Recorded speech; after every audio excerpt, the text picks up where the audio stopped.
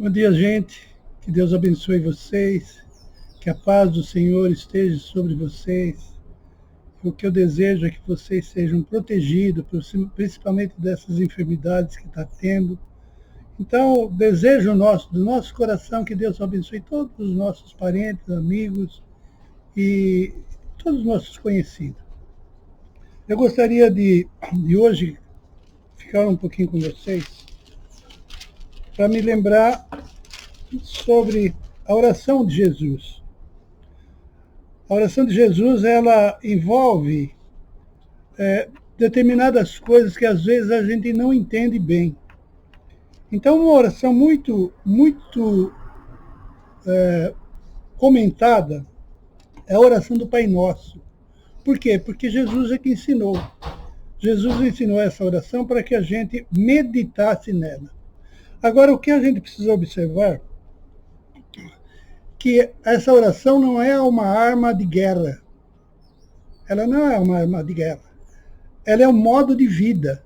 Então é diferente, é um estilo de vida que a gente tem que ter através dessa oração. Porque aqui ele quer que a gente chegue segundo os padrões de Deus para receber as bênçãos que ele tem prometido nessa oração. Então eu queria ler um pouquinho antes aqui da oração, para vocês terem uma ideia. E quando vocês orarem, não seja como os hipócritas. Eles gostam de ficar orando em pé na sinagoga e nas esquinas, a fim de serem vistos pelos outros. Isso era um costume judeu. Eles ficavam na esquina gesticulando e falando alto e tal, para chamar atenção, não para glorificar a Deus, mas para serem vistos como religiosos. É por isso que Jesus condenou. Eu lhes asseguro que eles já receberam sua plena recompensa. Mas quando você orar, vá para o seu quarto, feche a porta e ore ao seu Pai, que está em secreto. Então seu Pai, que vê em secreto, o recompensará. E quando orarem, não fique sempre repetindo as mesmas coisas, como fazem os pagãos. Eles pensam que por muito falarem, serão ouvidos. Não sejam iguais a eles, porque o seu Pai sabe do que vocês precisam antes mesmo de o pedirem. Vocês orem assim. Aqui ele dá um modelo de como a gente deve orar. Deve orar olhando para o nosso Deus, para Jesus Cristo, que está nos ensinando aqui como orar. Então veja bem, começa assim. Pai nosso que estás no céu, santificado seja o teu nome. Primeiro, a gente vai conversar com o Senhor. Esse santificado é a pureza, é a dignidade, é a honra, é a paz, é tudo que envolve o nosso Deus. Então, quando a gente vai orar, a gente tem que estar dependente da vontade de Deus para falar com Ele. E para saber se a gente está andando dentro dos caminhos do Senhor. Então, note bem que, por isso que eu disse que a oração é um estilo de vida. É um estilo de vida. Não é uma arma de defesa. Não é quando você está apertado, você que faz uma reza, uma oração. Não é assim. É para a gente meditar naquilo que está, a oração que Jesus nos ensinou. Agora, segundo versículo 10. Venha o teu reino, seja feita a tua vontade, assim na terra como no céu. Olha, estamos dentro de Deus, é para fazer a vontade dele. Mesmo que a gente tenha um pedido, que a gente tenha uma necessidade, mas que seja feito sempre a vontade dele. Mas isso não impede de você mostrar a sua vontade. Porque muitas vezes a nossa vontade está de acordo com a vontade de Deus. E desse acordo, ele providencia muitas coisas para nós. Então a gente deve conversar sempre com Deus, ter esse diálogo com Deus. Porque ele é o Senhor. Venha o teu reino, ele já está instalado na terra desde que Jesus Cristo veio. Jesus Cristo veio para ser rei. E ele reina sobre nós. E esse reino a gente pode viver aqui. Então, os cuidados que a gente deve ter na vida, de uma vida controlada pelo Espírito Santo, por Deus, é que faz esse reino. Se eu não tenho essa obediência, eu não tenho o reino. Então a gente precisa observar bem isso se eu faço isso apenas como uma reza ou como eu estar na presença de Deus. Muito bem, vamos para frente. Dá-nos hoje o pão de cada dia. Dá-nos hoje o pão de cada dia. A gente não vive sem comer. E Deus sabe disso. E Deus não tem deixado, note bem, que Deus não tem deixado de faltar o alimento para nós. E muitas vezes a pessoa que nem sabe nada sobre Deus, mas também tem um alimento. Então Deus não faz acepção de pessoas. Ele dá o alimento, mas a gente pode ter o alimento também espiritual. E muitas vezes é desse que as pessoas se esquecem. É do alimento espiritual. Então quando a gente vai olhar para essa oração, a gente tem que ter uma meditação sobre a oração. E não apenas repetir a oração como uma arma de guerra. Perdoa as nossas... Agora aqui, uma das coisas mais importantes dessa oração é para a gente se igualar a Deus. Para a gente se igualar a Deus, não, para a gente ser submisso a Deus. A gente nunca se iguala a Deus. Mas para a gente ser submisso a Deus, ele está escrito assim: perdoa as nossas dívidas, assim como perdoamos os nossos devedores. Perdoa as nossas dívidas, assim como eu perdoo. Então veja bem que aqui há uma condição. Sempre Deus deixa uma condição. E essa condição é ver se a gente está fazendo aquilo que a gente pede. Muitas vezes a gente pede o perdão de Deus e é necessário que a gente peça sempre na nossa vida que Deus nos perdoe, que Deus nos oriente, que Deus nos ajude a trilhar nos seus caminhos.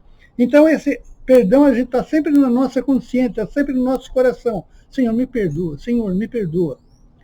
Agora, uma das coisas, um quesito que ele quer para me perdoar, para me ouvir, para me atender, para me abençoar, é: eu estou perdoando? Eu estou perdoando? É essa a luta nossa. E muitas vezes a gente age com o nosso coração endurecido. A gente tem essa mania de agir com o coração endurecido. Se a gente arruma uma pessoa que faz um mal para a gente passa a desprezar essa pessoa e querer ficar longe dele. É claro que para a gente perdoar, precisa a gente pedir perdão. Então, essa pessoa, se chegar para nós e pedir perdão, o que devemos fazer imediatamente é lembrar que eu dependo de perdoar para ser perdoado.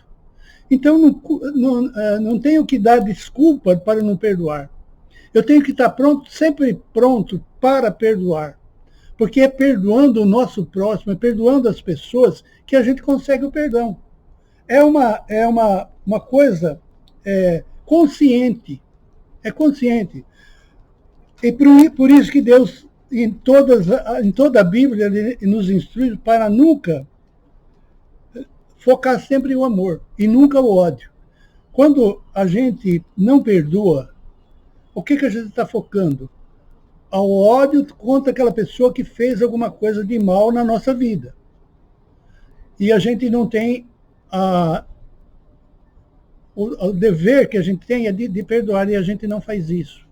Quando eu não faço isso, eu não permito também, Deus não permite que eu não faça isso. Por isso ele não pode não me dar o perdão. É necessário eu ter um coração puro, um coração digno, e procurar olhar sempre para o que Deus pede, e não por aquilo que é muitas vezes pela tradição. Pela tradição, os judeus já mataram Jesus Cristo. Que a gente não continue matando o Cristo no nosso coração. Porque o que a gente pode fazer, desprezar a palavra de Deus, é a mesma coisa de que matar a presença de Cristo que quer estar na nossa vida. Por isso, observem bem, o perdão tem que ser dado. Nós devemos aprender a dar perdão para ser perdoado, para que haja uma vida de união. Deus pede amar a Deus sobre todas as coisas e o próximo como a si mesmo. Se eu desprezar o segundo mandamento, eu não consigo o primeiro, que é amar a Deus sobre todas as coisas. Então eu não posso nunca deixar de dar o perdão, seja para quem for. Seja para quem for. Um exemplo disso, um exemplo claro disso, é dois criminosos que morreram junto com Jesus, foram crucificados. E um deles, na hora que foi crucificado, ele orou para Jesus e falou, Senhor, pediu para Jesus que, se ele vai para o reino desse, levasse ele. Jesus Cristo falou assim, ainda hoje você está no paraíso comigo. Por quê? Porque ele tinha feito bem, ele não tinha feito bem. Mas ele usou disso, do perdão. Ele queria o perdão de Jesus Cristo. E ele reconheceu a sua vida que ele era pecador. Muitas vezes o que aconteceu com aquele bandido não acontece com nós. A gente não reconhece que a gente é pecador. E por isso parece que a gente nunca está pronto para se arrepender. E a palavra correta que monta a nossa vida junto com Deus é arrependimento. Eu tenho que me arrepender de pecado. Eu tenho que fugir do pecado. Eu tenho que estar longe do pecado. O pecado, ele destrói. Ele destrói não só a vida agora, como a eternidade. Então, precisamos observar essas coisas. Perdoa as nossas dívidas, assim como perdoamos os nossos devedores. E não nos deixe cair em tentação, mas livra-nos do mal, porque o teu é o reino, o poder e a glória para sempre. Reconhecendo que é dele o reino, pois se perdoarmos uns aos outros, o Pai do Celestial também lhes perdoará. Mas, veja bem, irmão, não deixe cair em tentação. O que temos hoje no mundo de tentação é uma coisa impressionante. Então, o que acontece com isso? O inimigo, ele age sempre. E as tentações estão sempre diante de nós. O que temos que fazer? É fugir dessas tentações. Essas tentações vêm destruir. Ora, se eu não quero ser destruído, eu devo fugir das tentações. Porque enfrentar tentações é enfrentar o inimigo. Nós não precisamos ficar longe do inimigo. Para que a presença de Deus esteja sempre na nossa vida, a gente tome decisões que venham agradar a Deus. Pai Nosso é uma ensino muito mais profundo que eu só dei uma pincelada, mas é muito profundo a oração do Pai Nosso, a oração que Jesus deixou, a oração que Jesus nos ensinou, para que a gente guarde não como uma ferramenta de arma de defesa, mas como um estilo de vida, para glorificar a Deus. Nós nascemos para glorificar a Deus.